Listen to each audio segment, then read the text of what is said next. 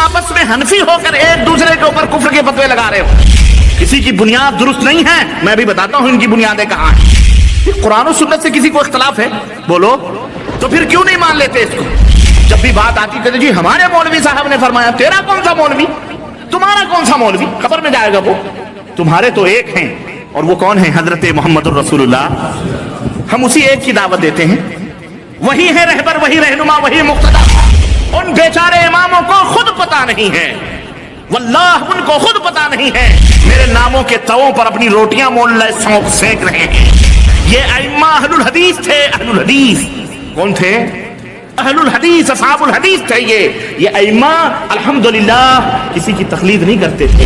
کیا بتلاؤں در مختار اٹھا کے دیکھو، فتاوی حنفیہ کی، فقہ حنفیہ کی، معرکۃ الآراء کتاب، کوئی مولوی ہو تو جا آئے اور اس کو میں بتا۔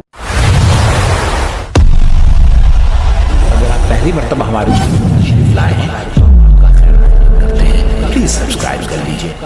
آپ یہ بتلاؤ کہ ہمارے ملکوں کے اندر، ہندوستان، پاکستان، بنگلہ دیش کے اندر جتنے بھی احناف ہیں، کیا یہ ایک پلیٹ فارم پہ ہیں؟ بولو۔ یہ میاں ان میں بھی کتنے ہیں؟ قادیانی ایک الگ فرقہ، یہ بھی حنفی ہیں، اس میں کوئی تو رائے نہیں۔ قادیانی بھی حنفی ہیں، شیعوں کے اندر بھی بعض فرقے حنفی ہیں، احناف ہیں، نمبر 2۔ نمبر 3 بریلوی الگ ہیں اور دیوبندی الگ ہیں، اور دیوبندیوں میں بھی اب تو 2 گروپ ہو چکے ہیں۔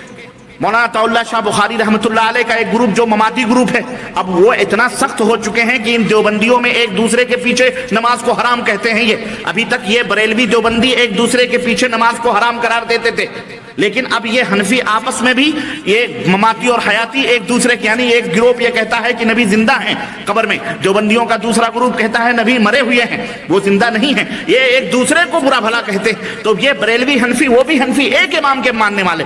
سوال یہ پیدا ہوتا ہے کہ اگر یہ مذہب جو بانٹا گیا تھا حنفی، شافعی، مالکی، اس سے انتشار ختم ہوتا ہے تو میاں تم تو کم از کم ایک امام کے ماننے والے کم از کم آپس میں بھی تو ایک رہتے، تم کیوں منتشر ہو؟ تم کیوں آپس میں حنفی ہو کر ایک دوسرے کے اوپر کفر کے فتوے لگا رہے ہو؟ کیوں؟ اس کا مطلب یہ ہے کہ اللہ فرماتا ہے وَإِن تَوَلُّوا فَإِنَّمَا هُمْ فِي شِقَاقٍ، اگر صحابہ کا طریقہ چھوڑو گے تو پھر وہیں اختلاف ہوگا، وہیں شقاق ہوگا، شقاق، جدائیگی، تفرقہ پیدا ہوگا صحابہ کے نقش قدم پر۔ تو یہ جتنے بھی ہیں یہ سب ہٹے ہوئے لوگ ہیں، یاد رکھو، سب کی کھسکی ہوئی ہے، کسی کی بنیاد درست نہیں ہے، میں بھی بتاتا ہوں ان کی بنیادیں کہاں ہیں میرے عزیزوں، میرے بھائیوں۔ اس لیے کوئی دعویٰ نہ کرے، یہ حق بات قرآن و سنت۔ آگے ہم بڑھتے ہیں، اللہ تبارک و تعالیٰ کی آیت کریمہ سے ہمیں کیا معلوم ہوا کہ صراط مستقیم کہاں ہے؟ ہاں، رب کے قرآن میں ہے اور مصطفیٰ جان رحمت صلی اللہ علیہ وسلم کے فرمان میں ہے۔ اور سنو، کامیابی اور جنت، اور آخرت کے اندر کامیابی اور جنت اور فوز اور فلاح کس کو، اور شفاعت کبریٰ کس کو ملے گی؟ اللہ کے نبی صلی اللہ علیہ وسلم کی۔ اللہ تعالیٰ ارشاد فرماتا ہے من یطع اللہ ورسولہ فقد فاز فوزا عظیما، جو اللہ کی اطاعت کرے اور جو رسول اللہ صلی اللہ علیہ وسلم کی اطاعت کرے وہ بہت بڑی کامیابیوں سے ہمکنار ہوا۔ قرآن کے اندر کوئی بھی ایک آیت کریمہ مائی کا لال یہ بتلا دے، مولوی سے پوچھو، آپ لوگوں کو تو خیر پتہ ہی نہیں ہے، اللہ ہی خیر کرے، پتہ نہیں کب سو کر کے جاگو گے، اللہ تعالیٰ آپ کو ہدایت عطا فرمائے، اور کب یہ مولویوں کو لڑاتے رہو گے۔ آپ لوگ لڑا رہے ہو یا آپ لوگ لڑا رہے ہو؟ عوام یہ مولویوں کو لڑنے کا موقع دیتی ہے، عوام مولویوں کو لڑاتی ہے۔ اگر عوام چاہ لے کہ ہمیں صراط مستقیم پانا ہے، مولوی اللہ کی قسم 2 دن میں سدھر جائے گا، 2 دن بھی نہیں لگے۔ قرآن و سنت سے کسی کو اختلاف ہے بولو تو پھر کیوں نہیں مان لیتے اس کو؟ لیکن آپ بھی بہت بڑے وکیل صفائی بنتے ہیں، جب بھی بات آتی کہتے جی ہمارے مولوی صاحب نے فرمایا، تیرا کون سا مولوی، تو نے پیدا کیا ہے، تیرے جسم سے پیدا ہوا وہ، نہ تمہارے ماں کا، نہ تمہارے باپ کا، نہ رشتے کا، نہ ناتے کا، نہ خون کا، نہ پانی کا، کسی کا نہیں، تمہارا کون سا مولوی، قبر میں جائے گا وہ؟ تمہارے تو ایک ہیں، اور وہ کون ہیں؟ حضرت محمد الرسول اللہ۔ ہم اسی ایک کی دعوت دیتے ہیں، وہی ہے رہبر، وہی رہنما، وہی مقتدا، وہی امام اعظم، وہی حکیم الامت، وہی پیرانے پیر، وہی سب کچھ اللہ کے بعد جن کا مقام ہے، جن کے بارے میں قیامت کے دن تم سے پوچھا جائے گا، بلکہ قبر ہی میں پوچھا جائے گا کہ نہیں پوچھا جائے گا؟ بولو کہ وہاں پوچھا جائے گا کہ تم امام حنیفہ کے مقلد تھے یا امام احمد بن حنبل کے؟ پوچھے کہ تم حنبلی تھے کہ شافعی تھے؟ منکر نکیر آگے پوچھیں گے، ان بیچاروں کو تو پتہ ہی نہیں۔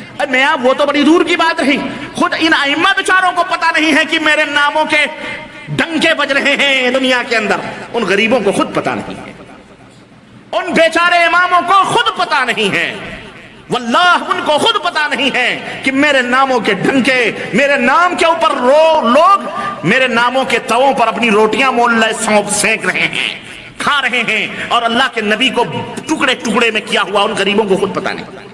یہ ائمہ تھے رحمہم اللہ، اللہ ان کی قبروں کو نور سے معمور فرمائے، ان کی لغزشوں خطاؤں کو اللہ معاف فرمائے۔ یہ ائمہ اہل الحدیث تھے، اہل الحدیث کون تھے؟ اہل الحدیث، اصحاب الحدیث تھے یہ ائمہ الحمدللہ کسی کی تقلید نہیں کرتے تھے۔ اور میں ابھی تاریخ بتلاتا ہوں، یہ بنیادی بات سنو، کامیابی جنت سے نجات کہاں ملے گی؟ اللہ اور اس کے رسول کی اطاعت میں۔ اللہ فرماتا ہے قُلْ إِن كُنتُمْ تُحِبُّونَ اللَّهَ فَاتَّبِعُونِي يُحْبِبْكُمُ اللَّهُ، تم جنت میں جانا چاہتے ہو، اللہ کے محبوب بندے بننا چاہتے ہو تو تم میرے نبی کی پیروی کرو۔ اللہ کیا فرماتا ہے وَيَغْفِرْ لَكُمْ ذُنُوبَكُمْ، میرے حبیب کے پیچھے پیچھے چلو گے، گنہگار ہوگے بھی تو ہم تمہارے گناہوں کو معاف فرما دیں گے۔ اللہ، یہ بتاؤ کسی امتی کے پیچھے چلنے کی ضمانت اللہ نے لی ہے؟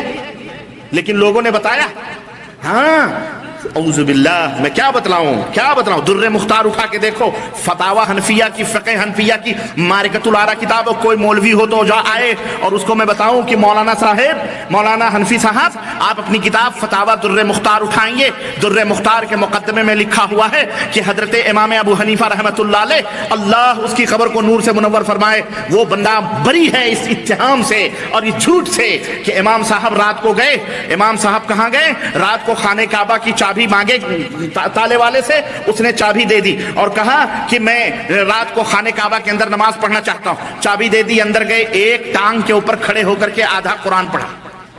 یہ عبادت کا طریقہ ہے؟ اتنا بڑا فقیہ، اتنا بڑا امام جسے 70,000 حدیثیں پڑھانے کا دعویٰ، آج تک 70,000 حدیثوں کا ہمیں پتہ نہیں چلا۔ آج تک ہم یہ دیکھ رہے ہیں کہ فقہ حنفی کی نوک پلک اور اس کی بھویں بخاری، مسلم، ترمذی، ابو داؤد سے سنواری جا رہی ہیں۔ نہیں سمجھ آئی؟